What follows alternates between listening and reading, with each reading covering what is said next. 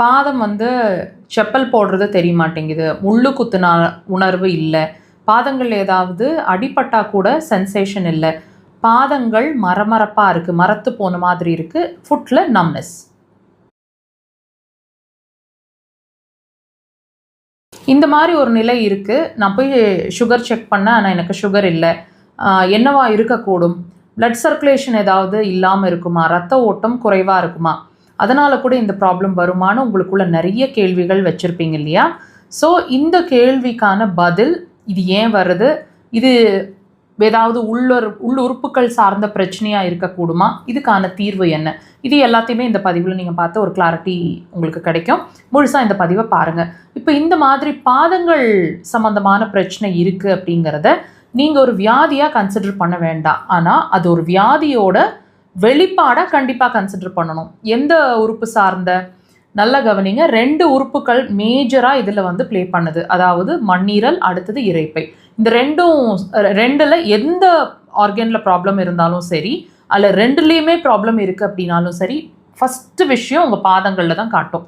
என்ன ப்ராப்ளமாக இருந்தாலும், அதாவது இரைப்பை சார்ந்த விஷயம், சரியாக பசிக்க மாட்டேங்குது, ருசிக்க மாட்டேங்குது, அதிகமான பசி இருக்குது, சரியாக சாப்பிட முடியல, நல்லா பசிக்குது ஆனால் என்னோடய இன்டேக் ரொம்ப குறைவாக இருக்குது, அப்பப்போ தான் சாப்பிட்ற மாதிரி இருக்குது, வீட்டில் இருக்கிறவங்க திட்டுவாங்க அதனால் நான் டைமுக்கு சாப்பிட்றேன், இந்த மாதிரி நீங்கள் சரியாக சாப்பிட முடியல அல்லது பசி சார்ந்த விஷயங்கள், இதில் ஏதாவது ஒரு பிரச்சனை கண்டிப்பாக இருக்கக்கூடுங்க.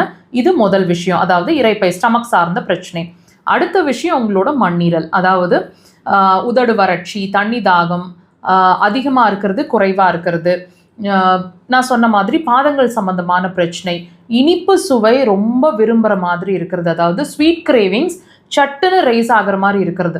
நீங்கள் சொல்லலாம் நான் சாப்பிட்றதில்ல, அது உங்களோட கண்ட்ரோலை பொறுத்தது, ஆனால் உடம்பு சொல்லும் அது வேணும், அது கிரேவிங்ஸாக கேட்கும். இது எல்லாமே உங்களோட மண்ணீரல், அடுத்தது இரைப்பை, 2ம் சம்மந்தமான பிரச்சனையோட அறிகுறிங்க. ஸோ இது 2ம் வீக் ஆகிட்டுருக்கு அப்படிங்கிறதுக்கான ஒரு சிம்டம் தான் நான் சொன்ன விஷயங்கள், கூடுதலாக நீங்கள் உணர்ந்துட்டுருக்கிற பாதம் சம்மந்தமான விஷயம். ஸோ இது 2யுமே நம்ம ட்ரீட் பண்ணணும் அப்படின்னா கண்டிப்பாக நீங்கள் உங்களோட சிம்டம்க்கு இம்பார்ட்டன்ஸ் கொடுங்க. உங்களோட பிரச்சனையை சால்வ் பண்ண ட்ரை பண்ணாதீங்க, பிரச்சனையும் சால்வ் பண்ணணும். எப்போ உங்களோட பிரச்சனையோட காரணத்தை நம்ம சரி பண்ணோம்னா நீங்கள் சஃபர் ஆகிட்டு இருக்கிறது கண்டிப்பாக ஒரு சொல்யூஷனுக்கு வரும். அதுக்கு அக்குபஞ்சர் ஒரு சிறந்த தீர்வாக இருக்கும். கண்டிப்பாக ட்ரை பண்ணுங்கள்.